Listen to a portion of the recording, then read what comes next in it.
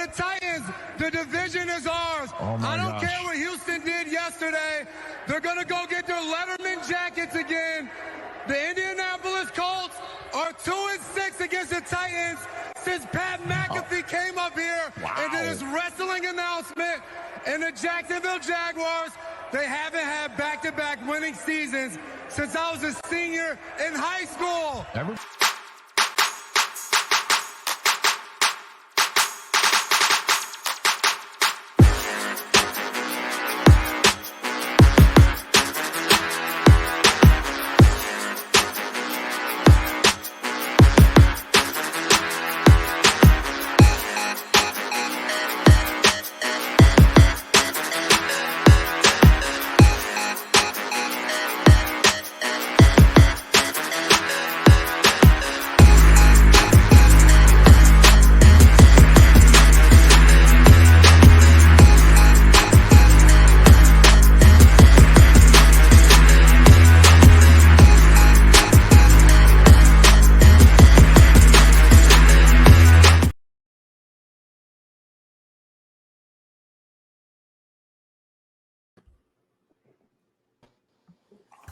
What's up, Titans fans? Maximus Titan fan here with another episode of Titans Fan Battle Podcast brought to you by Fan Battle Sports Network. With us today, we always have I have my co-host here, Tyler. Tyler, say what's up. Yes, sir. What's up, y'all? Glad to have Courtlandt on the show finally, man. Finally get to meet the man that heard so much about, so I'm ready to get into it. Yeah, and as you know, we've had this guy on a couple of times. We love to have him. Hopefully, he'll be on more. This is and y'all know him. It's Courtlandt Griffin. Thanks, man. Thanks for finally being back on the show. I've been in the audience pretty much, kind of catching them here and there. So, man, here's to a good show. Like let's rock. All right, man. Yeah. So obviously, first thing we want to talk about is the game recap. Biggest takeaways from the game for me was obviously what a lot of people are talking about is Malik didn't really take advantage of the opportunity that was given to him. And the running backs balled out, man. I mean, Tajay Spears busted off that 31-yard touchdown run, beautifully jumped over that dude. I love that. That was nice. He actually had an 8.1 yard average and touchdown. And then Julius Chestnut, another beautiful addition to the team that I like, busted off a 55-yard run and got down, I think, at the 1 or 2 yard line. Ended up running it in. But he finished with 7.5 yard average on 13 carries for 98 yards. I love that. For me, I just love that. That's huge for a guy who I think was maybe on the bubble, right? That's huge because the thing about Julius Chestnut is it's like ever since he came onto the team, right? He kind of reminds me of Antonio Andrews, if any Titans fan remember Antonio Andrews, right? Undrafted guy, unheralded guy, had accolades at a small school, and then all of a sudden he comes to Tennessee and he kind of buys his time, right? He flashes in the preseason, flashes again in the preseason, plays some kick return from special teams, and then he becomes the starter by necessity. Becomes the starter and makes an imprint on that team. Gave us some good games, right? We beat Jacksonville on a Thursday night with him being the starting guy, and he ripped off some good runs. Not saying that Julius Chestnut is going to come in and be the starter, right? Don't clip me and say that. What I'm saying is what they on a team where running back, probably jumping the gun there. Running back number 1 and running back number 2 are solidified, right? 22 and 32, right? 54 ways to be great, right? I love that. It's solidified, right? Now you got Hassan Haskins, you had Jimmy Ward, that was kind of competing for that third running back spot. And now you add Julius Chestnut to that situation where he flashed last year.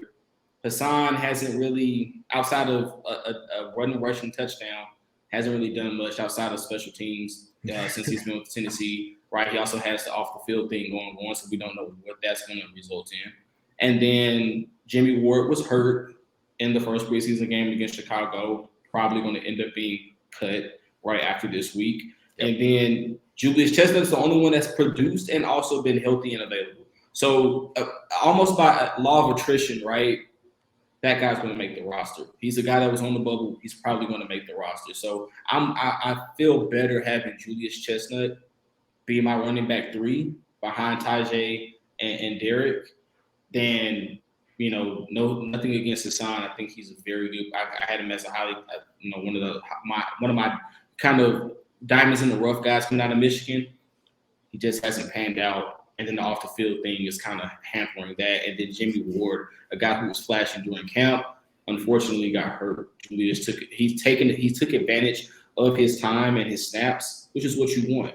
You want a guy to take advantage of that, and he's done that. Max knows I'm not a big Hassan Haskins guy, so to see Chestnut to just thrive in this preseason has made me so happy because of just watching Haskins in training camp. His feet look really slow, which to his credit, he's going behind Derrick Henry in all these reps. So it's not really fair to compare him to that because nobody is Derrick Henry. Right. But then you look at Tajay right behind him, and he's got quick feet. He's got lightning quick cuts, and he can get up the field. We don't need another power back. We have all the power back we need in one guy, the power back of the NFL, really the best power back since Jerome Bettis. So for Chestnut and Tajay to come in, and they're quick guys who can make quick cuts, and Chestnut's got some size on him too, even though he's a shorter guy. He's thick. He's got some meat. Yeah. So, and he can move. So that's the kind of guy I want, man. I mean, Haskins, he's a good special teams guy. So if we keep 4 running backs, I would imagine he's going to make the roster. I don't see us cutting Haskins unless something plays out with the legal situation that we don't know about. But I see him making the roster as a special teams guy, but I don't expect to see Hassan run the ball at all really this year. And I can say this too. You said we don't need speed guys, and I get that, right? Crazy stat, right? 20.3 miles per hour for Tajay on his touchdown run, 23 miles per hour for Julius Chestnut on his speed, right? But then Julius also has some thump behind those pads. He's the combo guy, right? He's the guy that everyone thought Hassan Haskins was going to be, right? The combo guy, speed and power, right? We've got smash and dash, thunder and lightning, 54 ways to be great, however you want to call them, right? But then you got a guy who can come in on, let's say you need a guy to spell Derrick Henry on a first down, right? Or a second down, 2nd and 5 or something like that. You got a guy who you can trot out there, and you don't know that he's going to leak out the backfield or run it, right? Tajay's the same way, but let's say you're going against a super physical defense, right? The Jacksonville Jaguars, for example, you need a thumper. Tajay is not the guy that I kind of want running into the back of offensive linemen all game long. But Julius can take that thump, right? And he can also deliver that thump. And it's going to get really difficult for defenses to take on a three-headed monster. Yeah. It's really hard. Go ask the Patriots how hard it was to stop Ahmad Bradshaw, Ward, and Brandon Jacobs, right? Yeah. Go ask the NFL how hard it was to stop that 3-headed monster that they have. That's what the Titans could have, right? With Derrick Henry, Tajay Spears, and Julius Chestnut, or whoever the third running back is that makes the roster. Yeah, and no knock on Tajay. Y'all know, I mean, if y'all have watched, anybody that's watched my show knows I love Tajay Spears ever since I started watching his highlights. But dude needs to work on his NFL vision just a little bit more.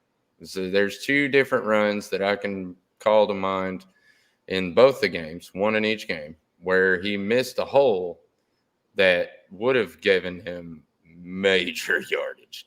I mean, he ended up getting, I think, 8 yards in one of them and like 6 or 7 yards in the other. So he didn't do bad. It was just, if he would have hit that hole, it might have been a home run. You know what I mean? Both times. One of those runs, and if it's the one that I think you're talking about, is when he ran into, I think he just ran up into the back of the guard, right? Pace number 40 on the Vikings filled the cutback lane. So as a running back, and even when I was in school, right, they taught us if your cutback lane is gone, put your head and your shoulder into your offensive guard or offensive tackle's ass, for lack of better terms, right, and make him move somebody. He did exactly what you're taught to do, right? He did fundamental running back. Hey, I'm small. I'm not going to go head up with that linebacker who's flooding the hole. I'm just going to run up between these two guys and make them feel me, and they're going to move somebody out of the way for me, right? I'd rather have 3 yards in a cloud of dust, right, and him run into the back of an offensive lineman than him to run head first into danger. Like, that is – I've seen that happen in the NFL, and it normally never ends well for the offensive player. Well, the part I was going to bring up is Chestnut seems to have that natural NFL vision. Oh, he yeah. just and he's a little bit patient. I like that too. He's a patient runner. You can kind of see him pick his lane, and then he takes off, and he's just a one-cut guy. I like that. I just like him. Anyway, if we have time, we'll get to our roster prediction or my roster, whatever. Sure. Anybody else stand out in the offense for you? Because to be honest, in the offense for me, nobody really stood out other than that.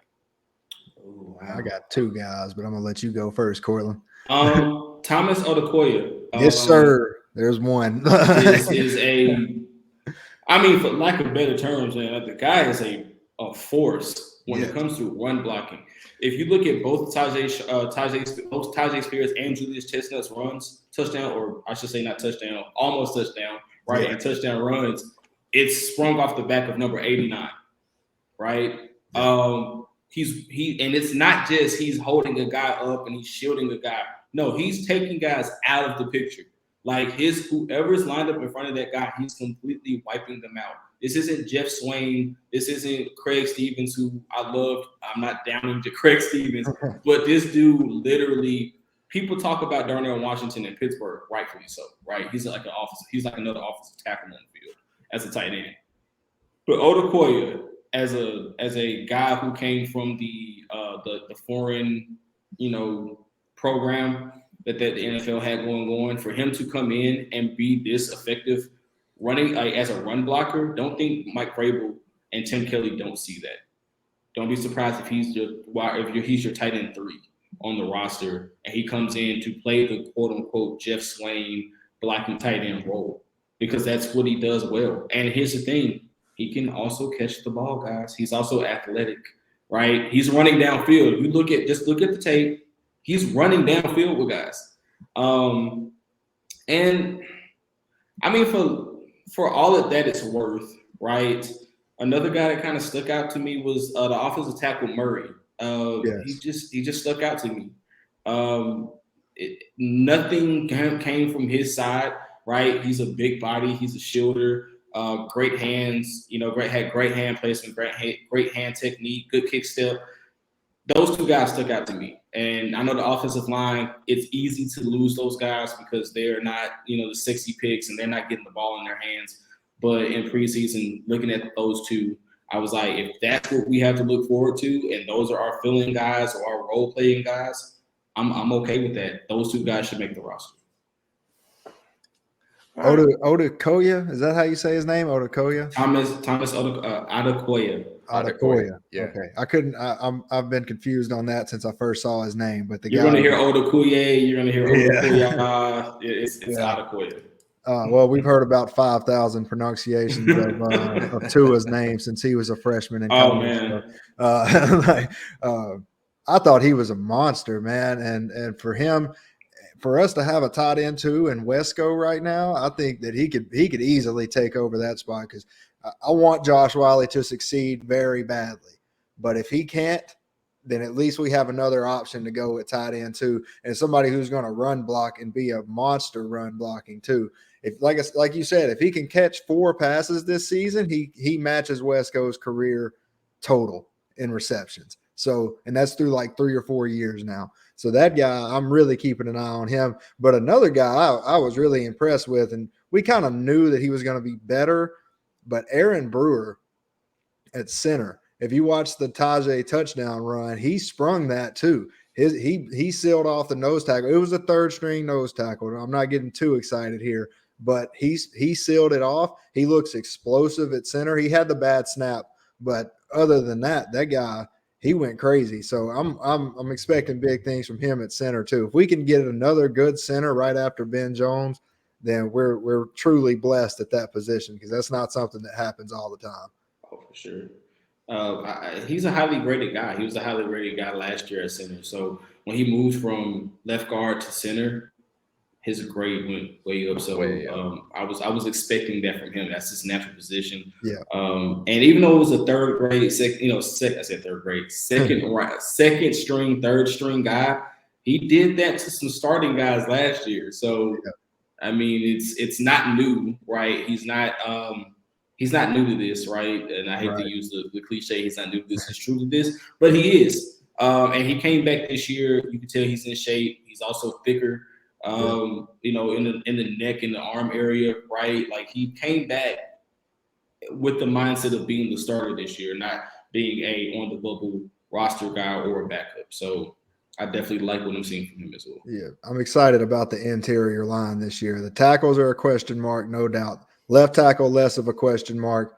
The right tackle is like a question mark and 3 exclamation points because we got a lot of problems right there. But man, between Skoronski, Brewer, and Brunskill, dude, our interior line is looking solid. So Big Ski had an A- grade. That's last week. He's had nothing less than a B+ grade.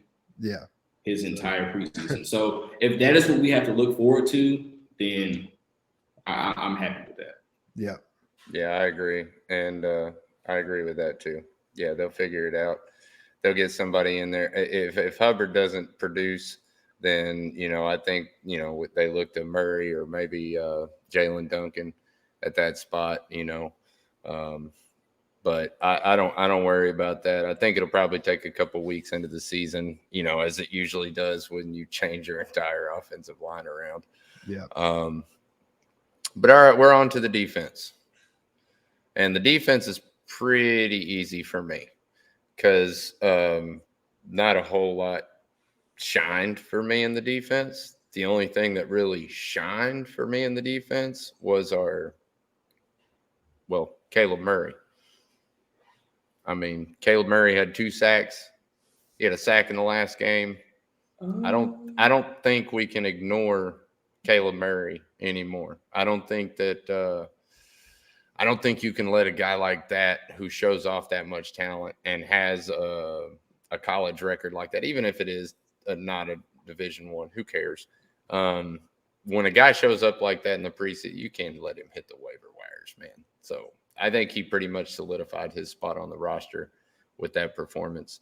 But the other thing that stuck out to me was Rashad Weaver had a sack. I was happy with that because he didn't really have a great performance last week. But he didn't really do anything else, which kind of upset me because I wanted to see a little bit more from him.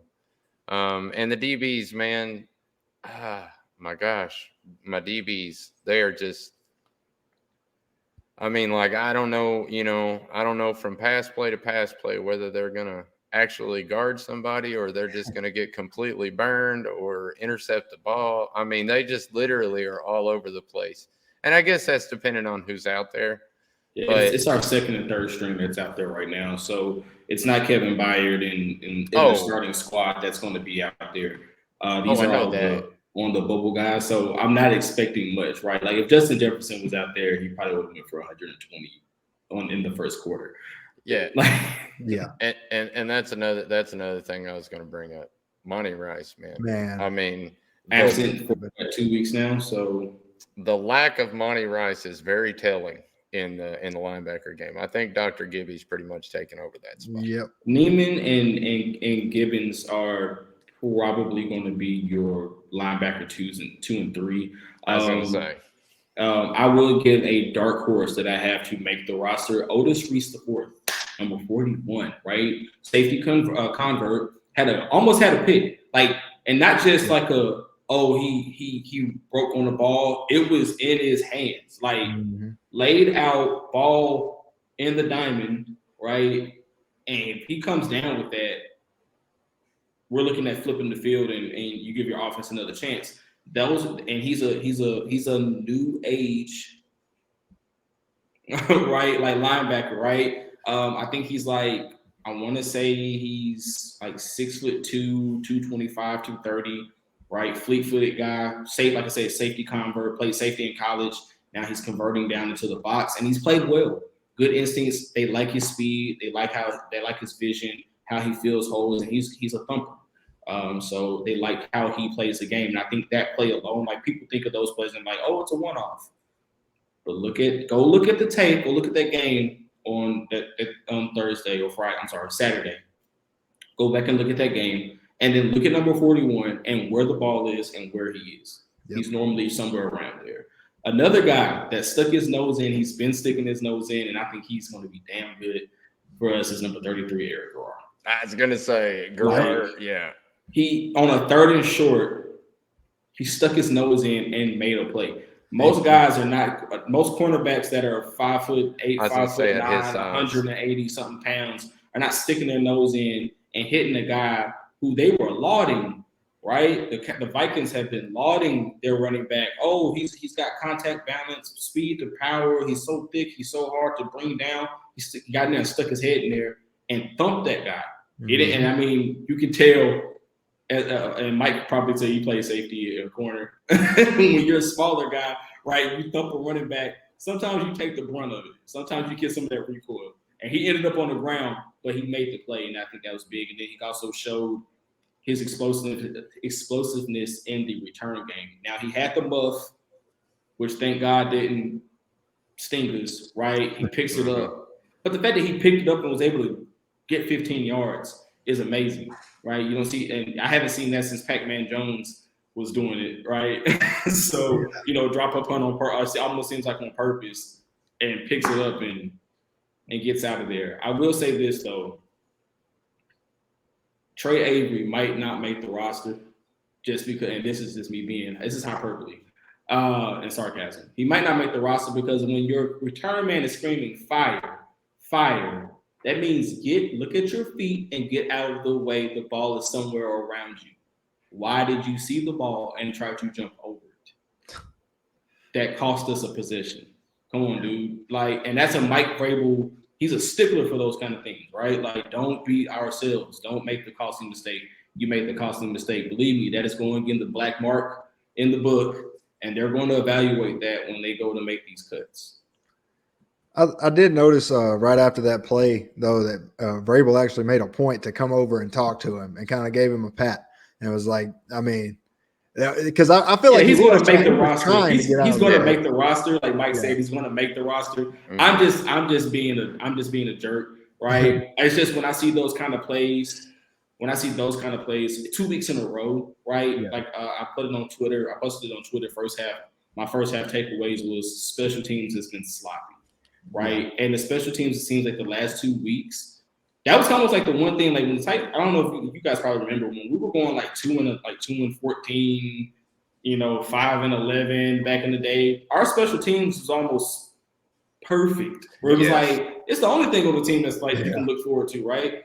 And now it seems like kicker has been an issue for us and buff punts, and so it's just you want to see that be cleaned up because that's the one thing that you don't want to see is you're fielding a punt on the 10. Your guy muffs it, and now the team that you probably could have had down, and your team goes out and scores now is in striking distance.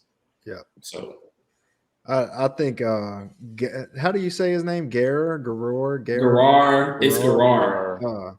It's spelled funny, but it's Garrard. I think he makes the team as a special teams guy. Like, I don't think we're going to see him much on defense, but I mean, we know how Vrabel loves his special teams guy. Now we might, depending on injuries, he might be a guy that is a plug and play type of guy, but I think he's going to be a dog in special teams. He's going to get down there and not be scared to stick his nose in whatever. So that's what we need is somebody who's a ball hawk and trying to get down there and make a tackle. So I see him making it as a special teams guy.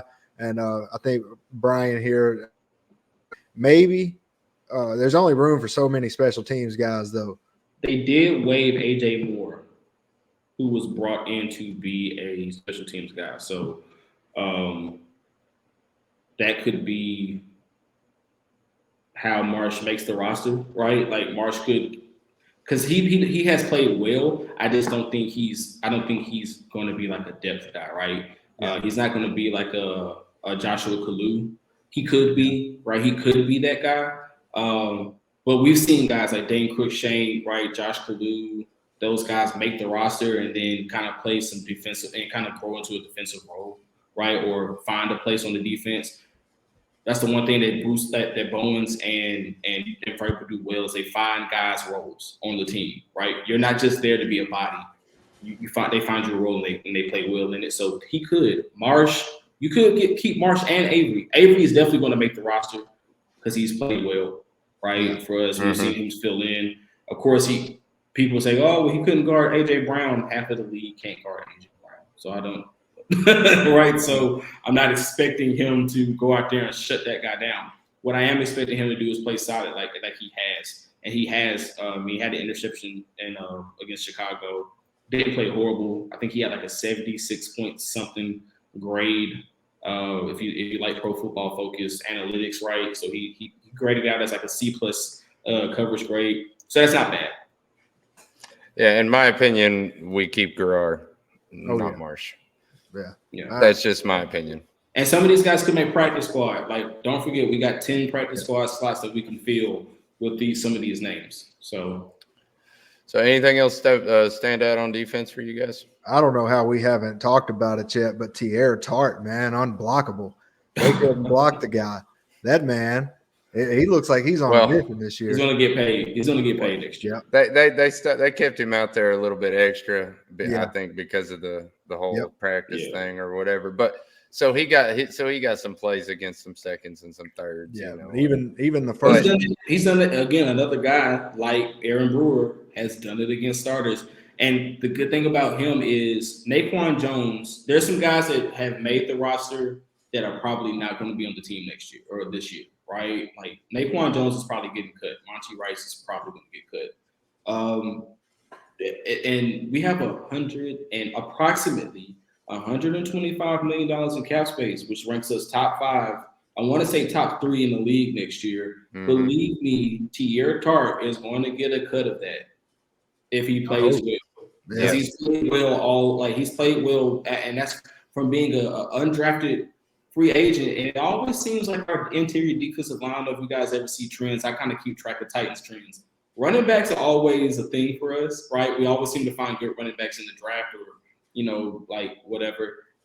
And then interior defensive linemen, right? They're either like undrafted or like unheralded guys. Jarrell Casey, who's you can argue outside of Albert Hainsworth and a couple of other guys, is probably the most iconic Titans, the interior defensive lineman, right? Like he just screams Tennessee Titan to you.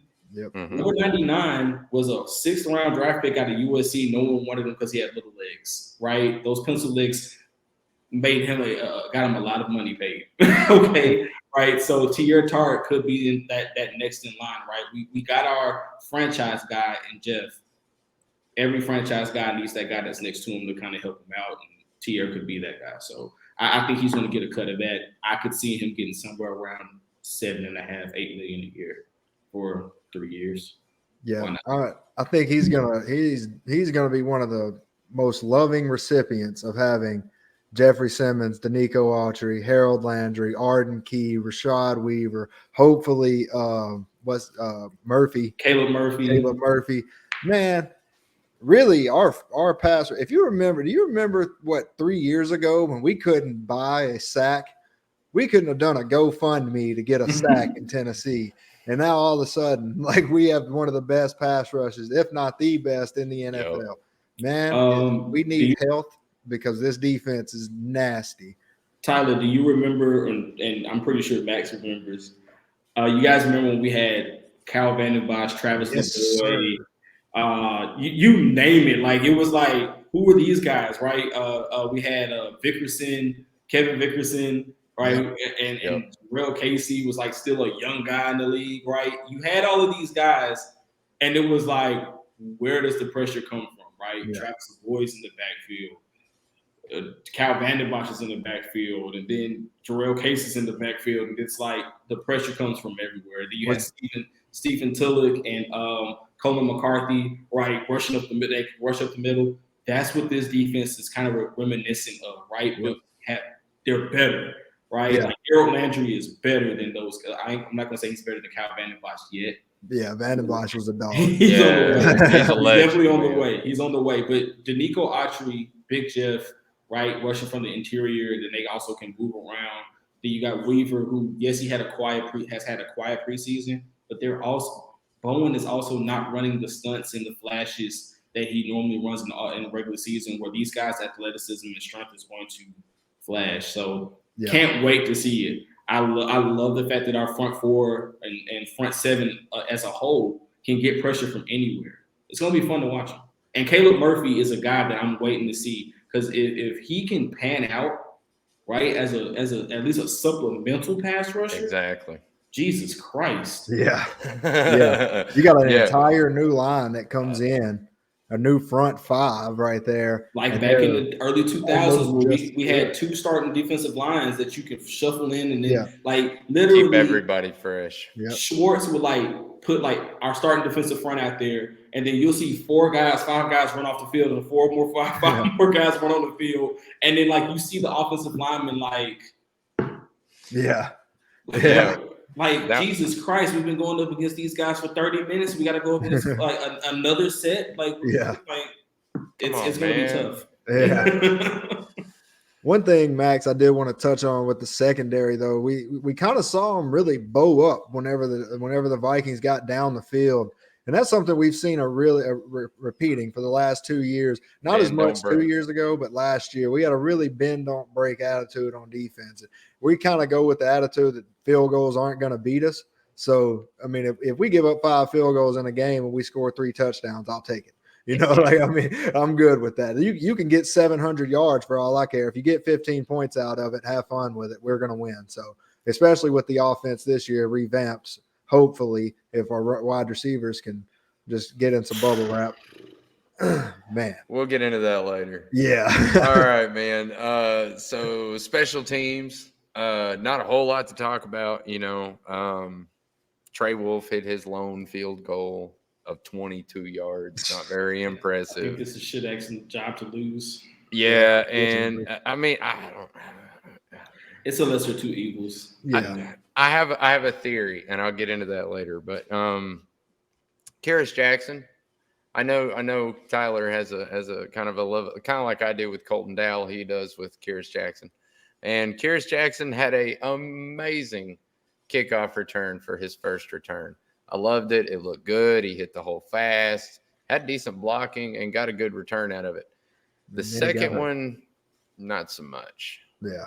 And then he kind of got hurt, which is they both got hurt on him and Kyle Phillips both got hurt on punt returns. So it's a thing, and that's why I like Eric Garrard so much, because he is making a name for himself on special teams as a punt returner. His punt return last week, his average yardage was close. I mean, he had 2 kickoff returns. Kyle Phillips had a 17-yard return. Everybody was talking about it. So did Garrard. Yeah. Nobody was talking about it. I'm just in the vein of not trotting Kyle out there for I'm sorry, he's your starting slot receiver, and I understand he's not out there. He's not going to be out there for a bunch of snaps, right? He's not going to get 90% of the snaps like Traylon and DeAndre are. But in the preseason where guys are trying to make the roster, I don't like the fact that he was out there. I honestly think Vrabel was testing the waters, A, with his health, and B, with can he catch the ball? Because he had some issues with that last year. Of course, both I think were a cause and effect of each other. You know what I mean? I just think because if you look at the play that he got hurt on, right? He popped up, he walked off the field, right? It wasn't gingerly or anything, but he got smacked in the kneecap. It was right helmet, shoulder pad on kneecap. That was nasty, yeah. And it was wish that wouldn't have happened, right? And it's almost like you put your guy in a position because he wasn't out there catching passes. It wasn't like he was out there catching passes, running routes. He's out there strictly for special teams, and I'm not crapping on Mike Vrabel. I think he's a hell of a head coach, right? That decision right there was like a hindsight is 2020. Probably won't trot him out there if you know the possibility of that happening. Right. Yeah. And like you said, though, that's one thing that you can never tell. I think I can't remember who it was, but I mean, Max knows I'm a Bama fan, so I'm gonna relate everything back to Nick Saban, the GOAT, Max. But somebody got hurt. Somebody tore an ACL in the fourth quarter of a blowout game. He shouldn't have been playing. And it was like, why was he out there? And Saban's answer was like, do you think if I would have known he was going to get hurt, that I would have had him out there? He was supposed to come out like the next play. That was supposed to be his last play, and he tore an ACL out for the season. And Saban was like, well, bro, I didn't know. Like, I mean, like, this is football. I mean, stuff happens. So it's kind of like that, I think, and with – hey, Mike, they gotta catch me first. That was my job for the first 2 years in college was punt return, kick return. They gotta catch me first. Believe me, I still got some spring in these legs. I might be able to go out there and give us at least a couple returns. Can you give us some, man? Hey, give me catch the ball, man. Give me 6 weeks. Give me 6 weeks to drop about 15 pounds and in shape. We might be able to talk. So big news in the Titans facility. Unfortunately, again, is negative. I hate it. Can we not play a preseason game without having a wide receiver hurt? Kyle Phillips, MCL. 4 to 6 weeks. Yep. Yeah. So that stinks. And it goes against, like you were saying, dark mark against, Avery, dark mark against Kyle Phillips there. Man. Actually, too. I don't think this one is so much of a dark mark against him. And the reason I say that is because that play is a freak play, right? Yeah. A guy, and I can say as a guy who I caught punts and kicks, right? Punts are some of the scariest things because your eyes are up here. Your eyes are not here. And when your eyes are here and not up there, you drop the ball, right? So you catch a ball, you have to be able to catch and locate where your blocks are. But when a guy's diving at your knees and he's right there, there's nothing you could have done about that. And Kyle couldn't do anything. Right, he got hit. He hung onto the ball. He smacked him on the knee. Right, thank God it didn't tear. Right, that would have sucked. But you only lose one for 4 to 6 weeks. We still got Reggie Roberson. You still got Chris Moore. This is where next week is going to be a make or break week for some guys at the wide receiver position. It's going to be a make or break week. But also, I'll put out an article if you guys want to check it out on 3-point conversion about where the Titans can look. I said it originally to replace Treylon Burks, right, for 2 weeks. But this could be an opportunity because there are some big name free agents out there, and we might get to that later in the show. All right. I'm sorry. Did you have anything to add to that, Tyler? No. Okay. Not really. Tyler's like that. Tyler's like, no, I'm good. Like Birdman. I'm giving my piece on the wide receiver situation, man. We're going to have to. If they can't get healthy, hopefully they get healthy by week 2 or 3 and we're good. I'm not really worried about a week 1 game as much, but if they can't, we're going to have to Treylon will be healthy by week 1. I think he'll be healthy by week 1. He looked pretty spry, in good spirits, walking off the field with, our other two superstars. I just don't want him to rush it. No, I don't think so. Like if he was walking gingerly, right? I know onto the field and then walking off, but he was in very good. Like I don't know if you guys watched the video, but he looked like nothing. Like he happened. was joking and I'm like that doesn't look like a guy who's like I don't know if I'm going to play, right? So I'm thankful that we have Chris Moore and he's balling on a level that we did not know about. So hopefully he steps into that role that he's been open on some 20+ yard bombs lately. So I'm liking what I see from him. Yeah. Just hold on to the ball when you get hit good, man. Yeah. Jesus Christ. Sorry, that drop he had was on him and uncharacteristically, right? Miley. Chig had a drop that was like, oh yeah. What are you guys doing? Like yeah, when I saw that, I was like, was that? No. Yeah. It was. Yeah. Because I was watching on a tiny screen. My internet went out. If y'all don't notice, there's a truck behind me. I'm not in my normal, Titans box, and that's because my internet went out. I think Malik put some mustard on that ball. It was also a little behind Chig. I give you that. So I put it this way: when you haven't played with a guy, he's not the guy you built your rapport with, that ball comes a little different. Ryan is when Tannehill's out there, regardless of what you like about him, don't like about him, whether you care if he's going to be the quarterback next year or this year or not, right?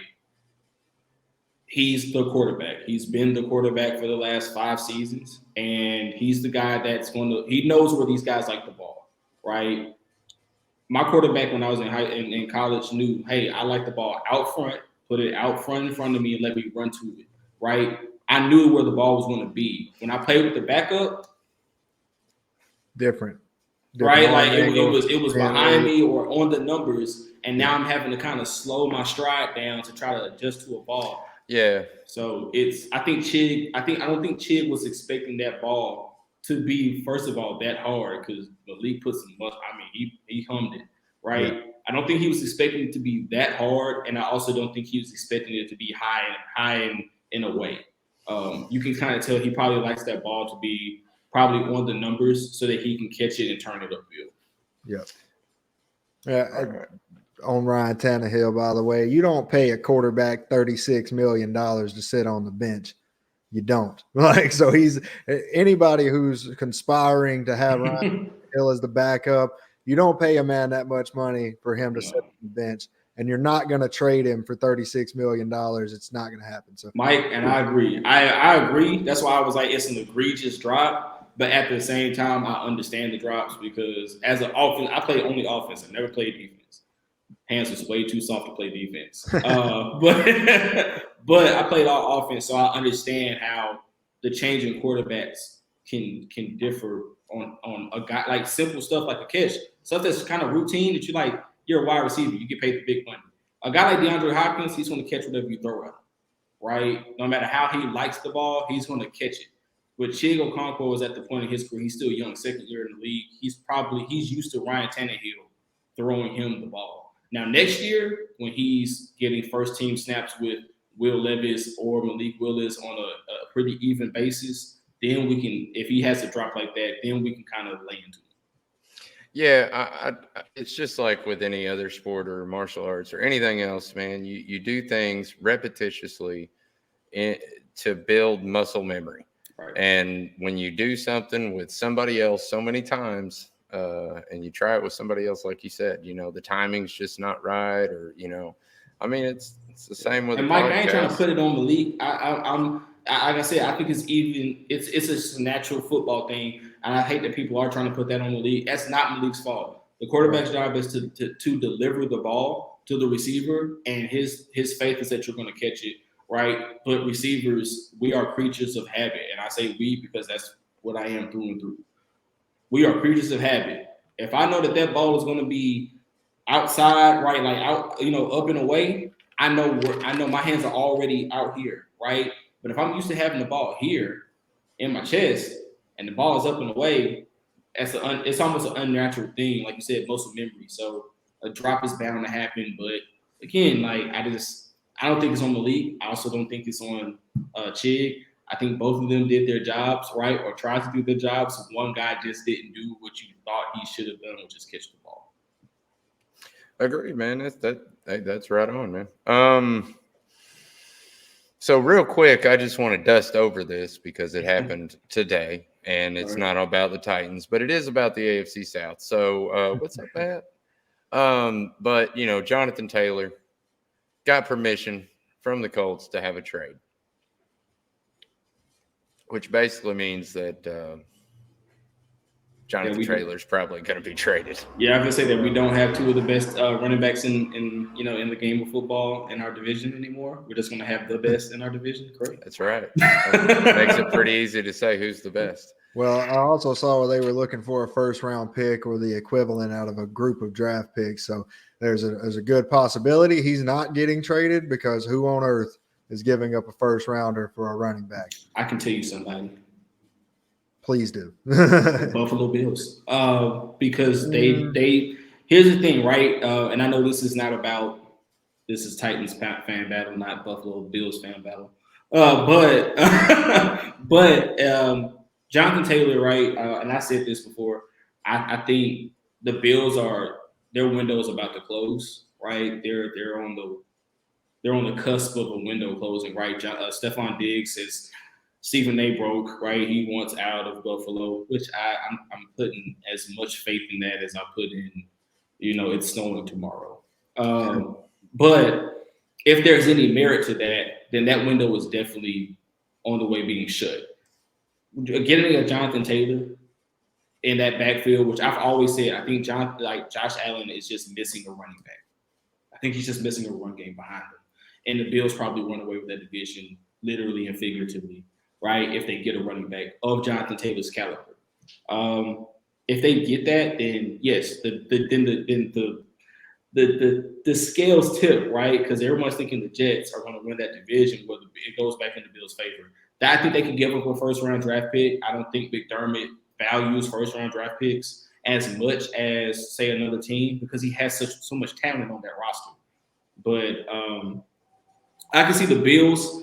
I don't think there's any other team in the NFL that really needs a running back like that, right? Like everything else is kind of running back by committee. Like Kansas City did it last year, won a Super Bowl with running back by committee. Philly's been doing it the last 4 or 5 years, running back by committee, right? They've had like 2 or 3, 4 running backs they tried out there and they do it with. I think, Carolina, you could argue they need a running back, but who knows, right? They got Chuba Hubbard and company, and they're still trying to build a roster, so a first-round draft pick isn't happening for them. But, I mean, like I said, there's a handful of teams that, like, draft capital may not mean much to them, right? They could release a first-round draft pick, and it doesn't hurt them. I just hope he doesn't get traded in the division. That would suck. Yeah, I don't see that happening, but I just don't. There is no world, I don't care Derrick Henry or not, that I give up a first-round pick for a running back. There's no way I would. I mean, I would be hard-pressed to give up a first-round pick for anybody. And Tyler, you're part of the problem. Pay these running backs, man. No, I agree. Pay the running backs up to a certain amount, and then if they want too much, trade them and running back by committee. Unless you're Derrick Henry. Keep Derrick Henry forever, Titans. Don't ever trade him. Don't let him go. That's my guy. Yeah, I don't want to see El Tractorcito in a different uniform. Yeah, no, me either, man. No, man, that would hurt. Retire a Titan, man. Yes. Him and Kevin Byard need to retire Titans. Yeah. I don't care what we got to do. I don't care if we got to sign them to like a pay-as-you-go contract or whatever. Like, those two guys cannot go anywhere else. Agreed. All right, so to our fan segment. Going to be kind of a quick one because we got to wrap it up pretty soon. But I post out of, always throw me a question. And my man Scoob, who was on, I think it was my 4th or 5th podcast with the mask and everything, kind of going for him to be a super fan. Trying to help him out, support my boy. But he had 2 good questions for me. He said, should the first string players play the first quarter Friday night against Patriots? Series. That's kind of what I say. 1 to 2 series, let them go. I don't think the whole first quarter is necessary, but I'm a firm believer. I've been saying it all preseason. Knock the dust off, especially for like people like Harold Landry, who hasn't really seen any live action other than the practice with the Vikings. I think you go 1 series. If we score, right, if we're threatening, right, if they're marching, you let them go ahead and finish it out. If it's 3 and out, it's 3 and out. Hey, good job, guys. Take a load off, right? Go put baseball caps and T-shirts. Defense, right, maybe 1 or 2 because some of those guys have already been playing. So I think maybe 1 or 2 series is good for them. Definitely, like you said, Harold Landry, who hasn't played since last year. Christian Fulton hasn't played in the preseason yet. Sean Murphy-Bunting hasn't played in the preseason yet. Like the guys that are going to be the starters, right, that are going to be the actual show enough guys, give them a series or 2 of plays, right? If they 3 and out, done. Ball caps and T-shirts again, right? But if they give up a touchdown, right, trot them back out there, let them try, go give another go, and then sit them for the rest of the night. Because you got guys that you're going to want to now evaluate, like Eric Garrard and those guys. Exactly. I think we see the defense, like we've said all preseason. I know I said it last week. I was hoping to see some of the guys, some of the starters play, but guys like Kevin Byard, Jeff Simmons, Derrick Henry, even Tannehill, like we know what these guys are going to do in the regular season, man. So I don't need to see them too much. And we're going to the game, so I would love for them to play at least a series or two just to see them. But we know what the guys are going to do. We know what they're capable of. We've seen them do it year in and year out now. So for them to play, they're veterans. They know what they're doing. They know how to hit it hard whenever the season starts. So I doubt we see them very much. I'm thinking more along the lines of what we've been seeing. Some of the starters playing, the O-line playing, probably more than likely the whole first quarter of this game, I would think. I can see the first half for the starting O-line. I can see the first half. So we're going to see – I think we're going to see a good bit of those and even the tight ends and wide receivers. We're not going to see D-Hop much. D-Hop's a future Hall of Famer, more than likely. We don't need to see him in the preseason. So get these guys, especially our receivers, man. Let me see some backup receivers. I don't care who's throwing them the ball. I'm not trying to see another starting receiver out there during the preseason. It's been horrible. So I'm hoping that Kiaris can go. Me too. On Friday, because he also had, like I said, the knee injury. Hopefully he can go, because that's a guy that I think can make this team. Like, honestly, he's a bubble guy. Yeah. If not, definitely a practice squad guy. I would love to keep him on the practice squad. By the way, shameless promotion. If you haven't seen this show with Mike Patton and Steve Weiss, you need to go check that out. Find him on Twitter. Find Mike Patton on Twitter and go watch that show. Torn the AFC South on all your streaming apps. There you go. And great show. Talks a lot about the O-line. Malik, he answers a lot of good questions on that one. The other question from Scoob was, should the Titans move on from Hassan Haskins with the emergence of Spears and Chestnut? I think that was kind of the plan anyway, right? You drafted Hassan Haskins. He was supposed to come in. He was heralded as the guy who could be the Derrick Henry antithesis, right? You let Deontay Foreman walk because you drafted that guy. He just hasn't panned out. So yes, Tyjae Spears was going to be running back 2, like I said at the beginning of the show. RB2 is number 32. Yep. That was the from the get-go, right? I think some of the questions were, we need to see what happens with the knees. He's looked great. If the guy doesn't have an ACL, that means he doesn't have an ACL to tear. Yeah. So he can make all the cuts and all, and he took his thing. He took hits low. He got hit low. He got hit high, right? He made guys miss. He hit 20 points, 20.3, 20.4 like miles per hour on 2 bad knees. I'll take it. Or anytime, any day of the week. And then you got, like you said, Julius Chestnut. I think he's your RB3. And I think the Titans and this coaching staff like him more than they like Hassan Haskins. But Hassan Haskins has got to go. This is, if you think about it, this is actually round 3 for trying to find a Derrick Henry backup, the lightning to the thunder, as you call it.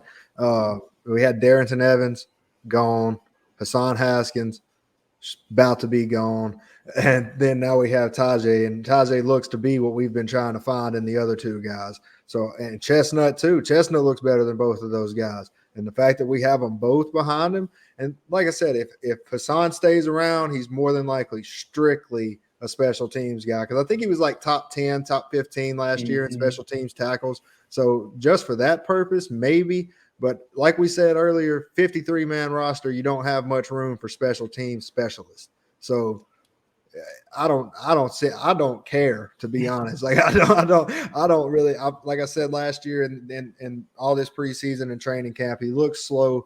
He doesn't look like he's an NFL running back. So maybe try the XFL and see if that pans out, and we might see you in a Jags uniform in 3 years when they suck again. Jesus Christ. I'll say this. We're not going to have enough time to get to my roster predictions, unfortunately, but a lot of things that I look for when I do these roster predictions is the waiver wire. How tempting are the guys on the waiver wire? And Hassan Haskins isn't bringing like any big flashy,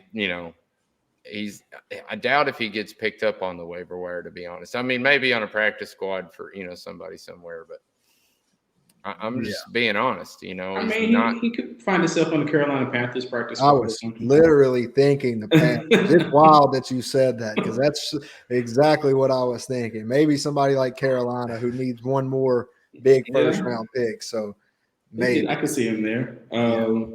I tell you what, though, I saw some news today, right? I know this is not a roster predictions, right? But the New York Jets, right? Corey Davis could be on the bubble of getting cut because of just the depth that they have up there and the wealth of talent they have at the receiver position. I did post on Twitter. If you follow me on Twitter, you would have seen it.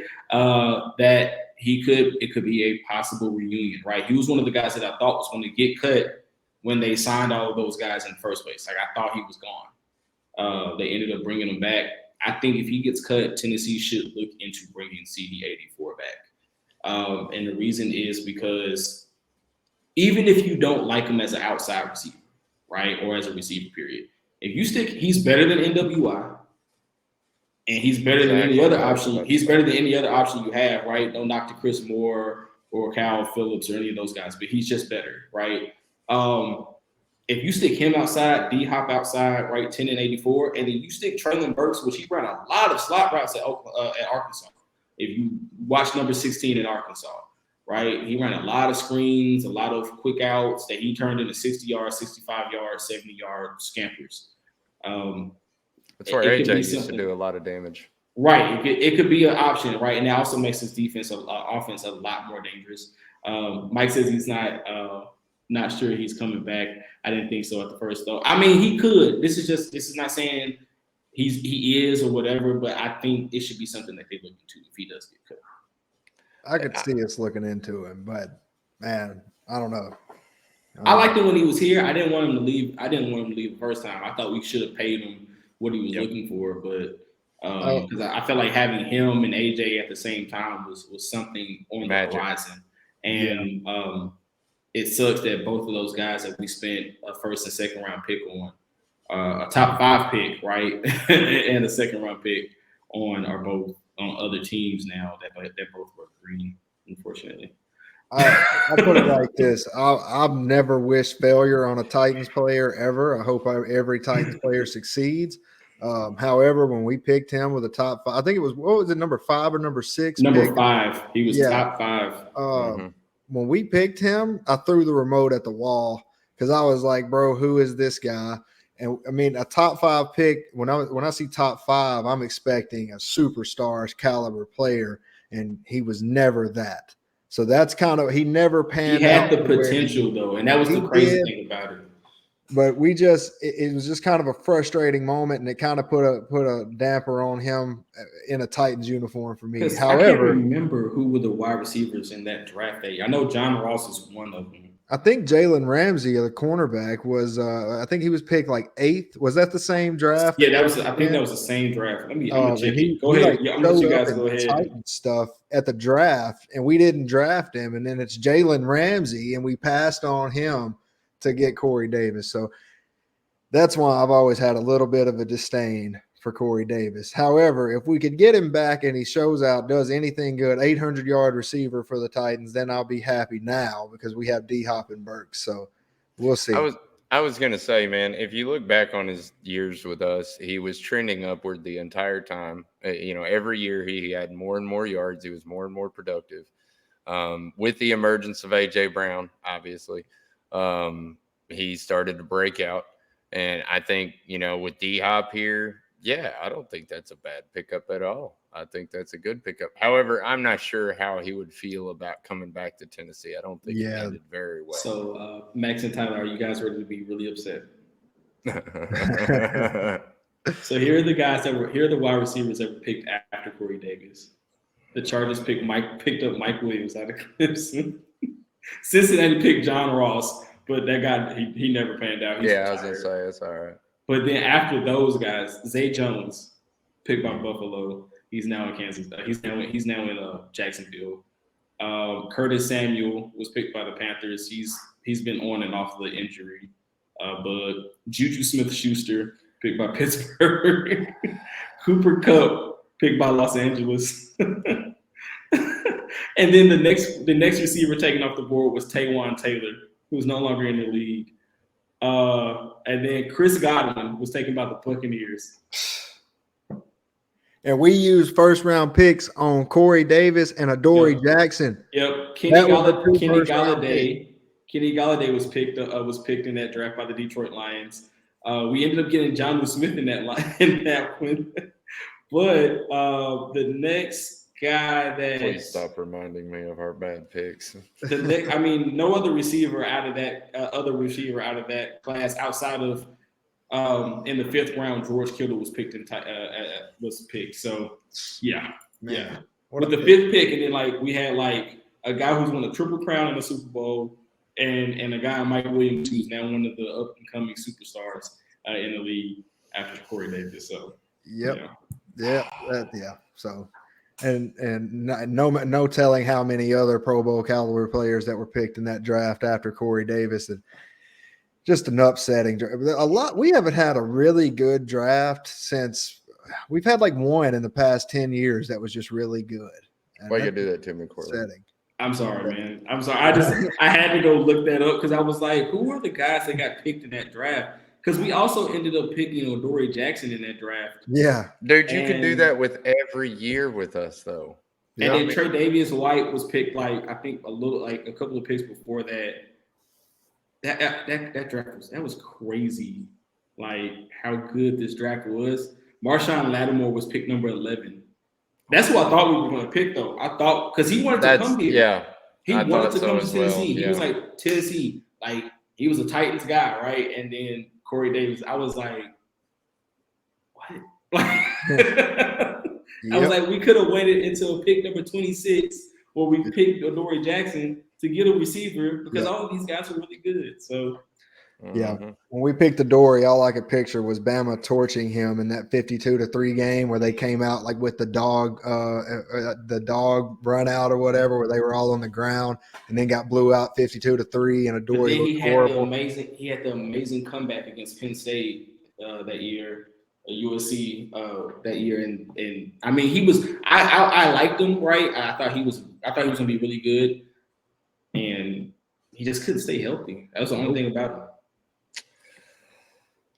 Well, unfortunately, I'm sorry to crush you guys. No, it's all right, man. It's all right. But unfortunately, we're going to end on that note.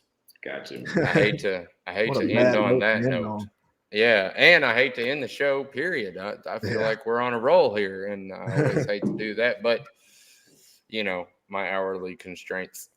Yeah, so, everybody, Courtlandt, tell everybody where they can find you at, brother.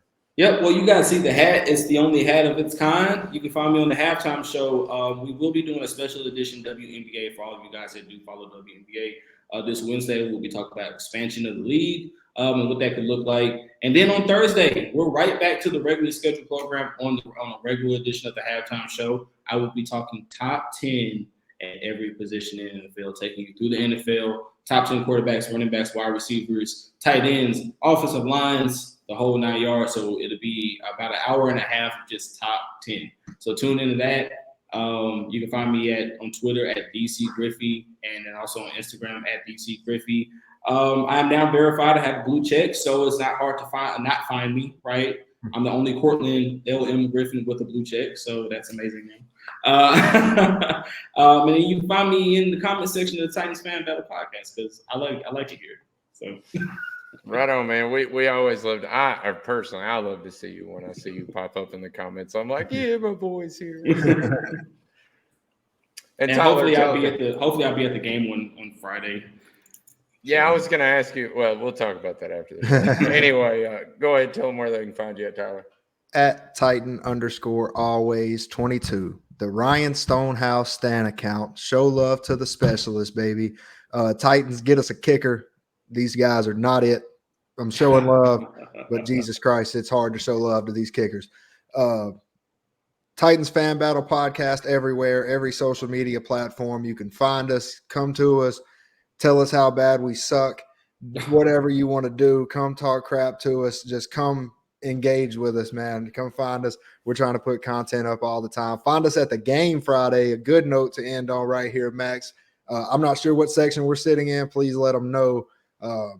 But come find us. Talk to us, man. We'll be there. Yeah, man. And as always, you can find me. I am Maximus _Titan fan. And that's pretty much everywhere. Facebook, Twitter, YouTube. No, actually, YouTube's Titan Fan Battle Podcast now. But yes, please go on YouTube, please. That's where we want everybody to watch our show. It's the best place to watch our show. Like and subscribe to our YouTube channel if you're watching, please. And thank you. And we are I know we're sitting in row M, but I'm not sure what section we're sitting in. So might have to do like we're sitting in the end zone. I know that. But anyway, that's our show for this week. We'll see you guys. I think on Wednesday we're doing our pregame show for the Patriots' last preseason game, and then it's football season, fellas. So thank you, everybody, and good night. Have a good night. God bless. Tighten up, y'all.